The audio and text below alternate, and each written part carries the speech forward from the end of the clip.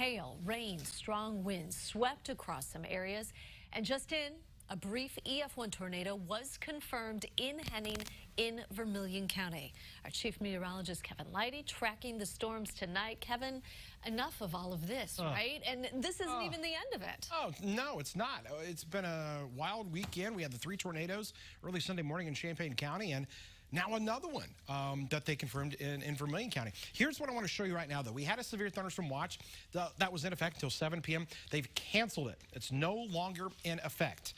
Now, to that video that's just coming into us here. This was shot, now you're going to see the funnel right there, south of Henning, as someone was driving there. It's from a pretty good distance away. You can't quite tell if it's on the ground, but that's what they saw. And look at that. You see kind of the waviness, almost the kind of rope tornado there that could have been. And definitely a funnel there that was showing up.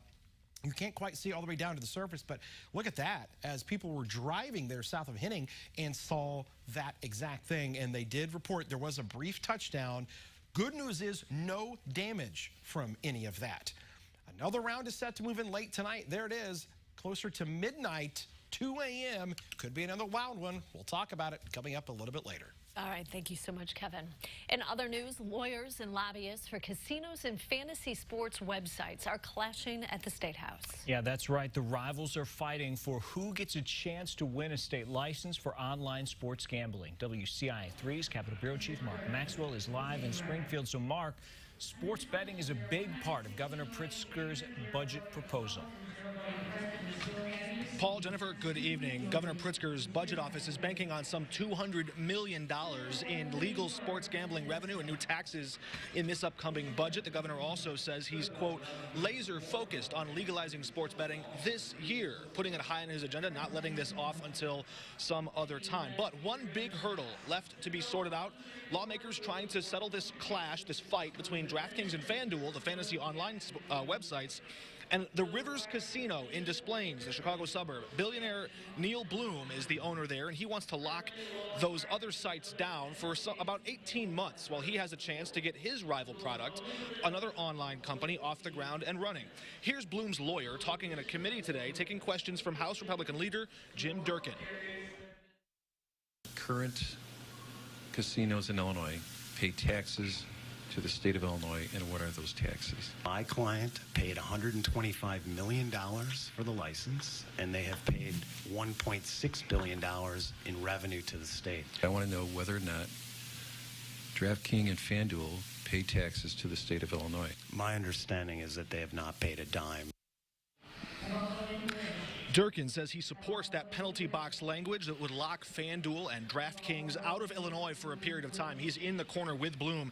Interestingly, Bloom, his casino, and his business partner have given a total of $60,000 to Durkin's campaign committee over a 2-year stretch. Now, industry insiders tell me that the online sports betting market is an estimated $10 billion slice of the revenue. We could see some movement on that as soon as this week. They just wrapped a debate on that. One other note, the most recent proposal that's going around does include a casino in Danville. Paul? All right, I guess, Mark, that's some pretty big news for Danville. We'll have to follow up on that. Mark Maxwell in the Capitol tonight. All right, Mark, thanks. Well, also out of the Capitol, House members passed the Reproductive Health Act. The bill removes restrictions on abortions in Illinois, and it comes after other states made moves to nearly ban abortions. WCIA3's Gabrielle Franklin is live in our Capitol newsroom. So how did both sides handle the debate today? Well, Jennifer, there was passionate debate on each side of the aisle from those who are for the bill, calling for the right for women to choose, while those who are against it calling for clarity of the bill's language. There have been tons of questions about what this bill means for Illinois and abortions in the state. The main sponsor, Kelly Cassidy, said the intent behind the bill is to treat abortion just as any other form of health care and give women the right to continue the pregnancy or not. Members against the bill asked for clarity about women seeking abortions late into their pregnancies, while those for it said that the rhetoric about women using the bill to get late-term abortions are a myth. This bill is not about keeping abortion legal in Illinois. This is about a massive expansion that will impact viable babies and that is wrong. I would ask you all to please vote no. This bill has been characterized as extreme.